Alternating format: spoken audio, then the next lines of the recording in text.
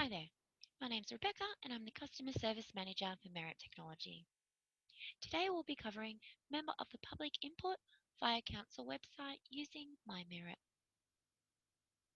In this demonstration we will cover how a member of the public would input a request via Council website, then how that member of the public would check the status of that specific request, and in addition, how that customer would access history of issues that they have previously reported. As a member of the public, I have come to Council website and I would like to report a dog attack. So I am going to scroll down to the Log a Request button. Once I click the Log a Request button, I am presented with a Report an Issue tile page. This page consists of common issues that are reported to Council.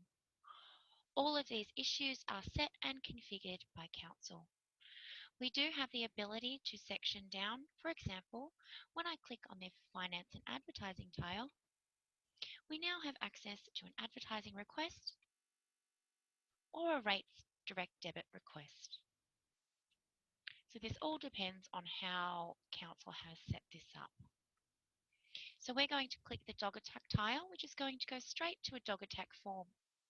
Within this dog attack form, we have a number of custom fields, and this allows us to pass on that relevant information to officers so they may execute their role.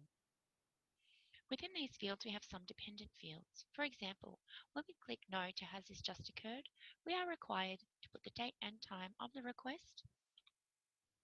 If we click Yes, then the date of the attack and time of attack will be the date and time that the request was saved. So we're going to move through and we're going to complete the form. And we're going to put in our details as the customer details. And this is so we may check the customer notifications a little bit later in the video.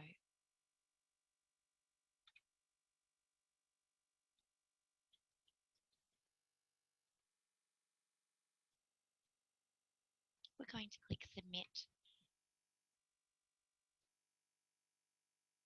Once we click Submit, please note that we now receive a success message. This lets us know that the request has been created successfully. We are provided with a reference number, which is also the request ID. The details of this request have also been emailed to us at the email address provided in the customer details section of the form. We also have the ability to track the request from this link here. And if we would like to track the request later, we simply need to go to the Council website and provide the reference number of the request and our email address. We're going to click on the link to track the request.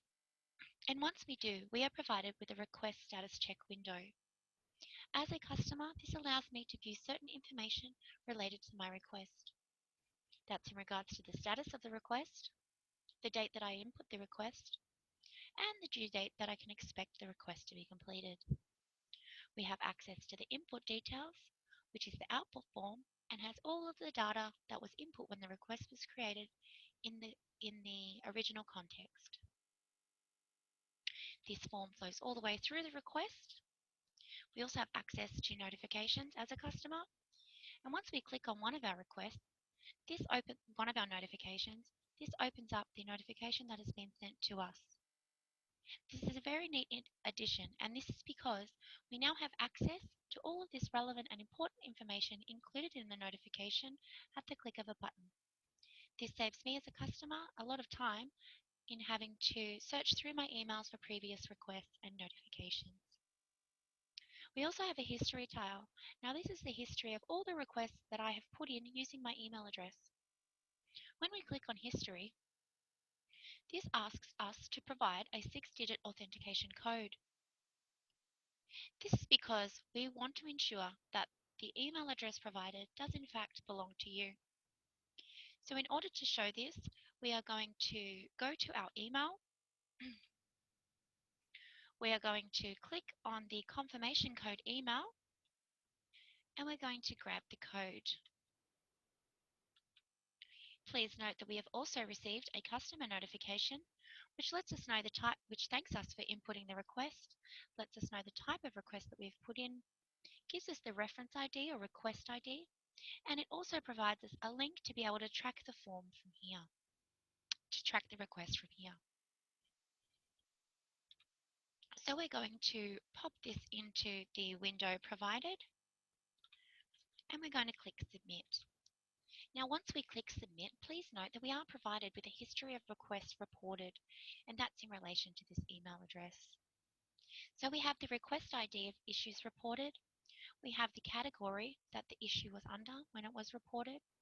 We have the status of this issue, and as you can see, for an issue that was put in on the 17th of January, the status is now completed. It also provides us with the request date that the request was created, the close date, which in the case of this previous request is the 14th of March, and a description on the result.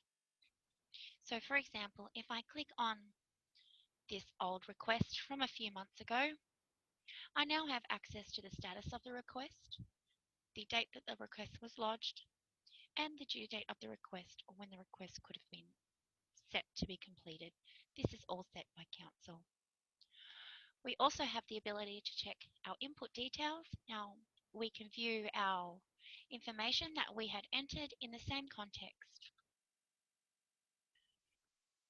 So in order to view the notifications, we click on the notifications tile, and this has all of our notifications that have been sent in regards to this request.